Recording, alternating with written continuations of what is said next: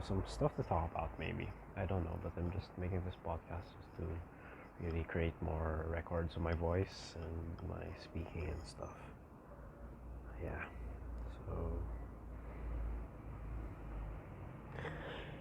okay, so we're in the middle of pandemic and stuff. These are the known facts, and we all know that we are going through this as a whole world and stuff. And then that brings us to the topic of either nationalism or globalism. And now I remember, since these topics are such topics that are covered in my Araling Panlipunan classes, which would, of course, cover contemporary issues that, of course, span through a lot of many things that could be discussed, since contemporary issues would pertain to politics, economy, health, and other things. But in this specific case, the topic or lesson for this specific quarter in our contemporary issues would be about globalization and stuff. And it really is something that would fit this context for this tragedy that the whole world is going through right now. Tragedy in a sense that we react to it in a sense that it is a tragedy, while some others can claim it to be not so much of a tragedy as others may make it seem so.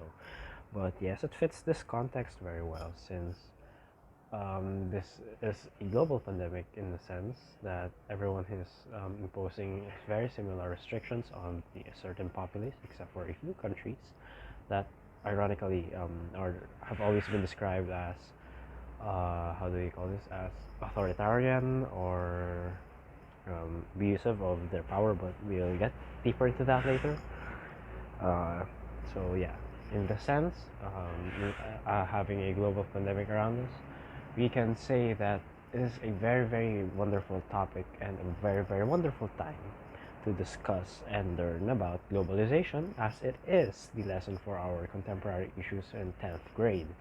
Um, of course, I'm not so sure about who might be listening to this, whether you might be 10th grade or not or whatever, but it is an interesting topic in its sense that because it affects us all in the most relevant ways and the most obvious ways, since we all know that such a pandemic must have had such an impact on our lives. But others say that it might have impacted the rich or what. But everyone here is impacted by this, so it's just a matter of knowing the intensity or the gravity of the impact or whatever. But we all are going through something due to this certain situation, as everything that happens in the world has a certain form of impact, direct or indirectly, to someone else, only that it is more evident this time, since there is this one broadcasted source of hardships or whatever impact. Wait, I think I'm gonna sneeze. I feel the dust in this place. Okay. Yeah, never mind. I'm holding it back. So, as students, as a student like me, or somebody who might be going through this process as a student, it might really be concerning and interesting to go through this situation. First of all, because of the fact that crowding or meeting people is really restricted. We are really restricted into doing a few things in comparison to things that we could do beforehand. We must also take note, though, that there have always been restrictions to some extent, and that there are only critics in the sense that they criticize these restrictions as unreasonable or very detrimental, and that they point out the fact that it takes a very high toll on whatever they might have had before such restrictions were imposed. And these are the arguments that float around in this certain situation. So, as a student, such restrictions we could talk about would be the basic activity of a human being, which, to be noted, is very necessary, and that such activity would be the interaction amongst fellow humans and amongst peers of your own, but not just peers, but amongst anyone else who might be able to be there to interact with. Yes, back then we would be able to enjoy our time with other people and just simply hang out and with excuse me, the dust here is just like really worsening things up. Okay, so back into my topic. This is how things are going, and I don't know.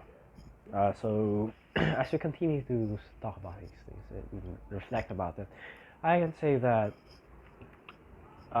we have been uh, stolen. How do I say this? We have been taken off. We have been.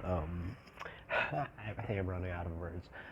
Uh, this is just a situation where students like us, or any human being in particular, has been robbed off. There we go, robbed off their social uh, necessities, basically.